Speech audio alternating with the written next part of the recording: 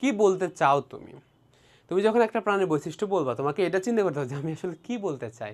বৈশিষ্ট্য তো অনেক কিছুই বলা যায়, বৈশিষ্ট্য তো অনেক কিছুই বলা যায়, কিন্তু সব বৈশিষ্ট্য তো গুরুত্বপূর্ণ না। ধরো বিয়ের বাড়িতে যখন মানুষ যখন কনে দেখতে যায়, সে গুরুত্বপূর্ণ কিছু ফিচার খোঁজে।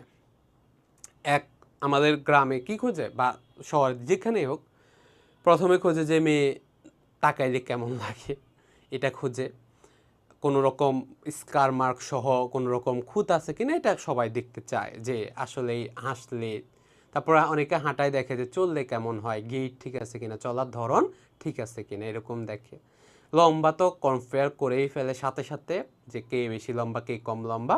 সো আমরা লম্বাটা দেখি। আমরা দেখি শিক্ষাগত যোগ্যতা, অনেকের ক্ষেত্রে এটা ইম্পর্টেন্ট, অনেকের ক্ষেত্রে এটা কোনো ইম্পর্টেন্ট ব্যাপারই না।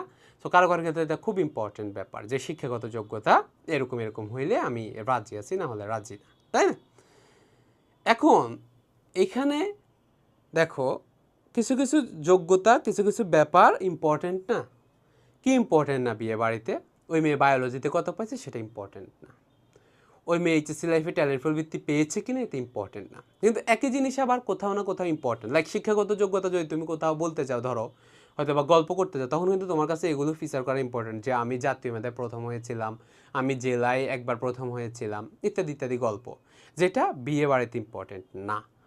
সো এইরকমভাবে আমরা যখন আমরা কি বলবো, ল্যাটিন আমরা মেরুদণ্ড প্রাণীদের আমরা কি বলবো, কী নিয়ে আলোচনা করবো? তো আমরা এতক্ষণ ধরে কী নিয়ে আলোচনা করে আসছি? আমরা আলোচনা করে আসছি ওর নটকর্তার কী অবস্থা হয়, ওর স্নায়ুরজ্জুর কী অবস্থা হয়, ওর রক্ত সংবন্ধনের কী অবস্থা হয়, ওর শ্বসনের কী অবস্থা হয়। আমরা আলোচনা করে আসছি ওর রক্ত সংবহনতন্ত্র কী ধরনের, ওর যে মেটামরফোসিস ঘটে কিংবা যদি রূপান্তর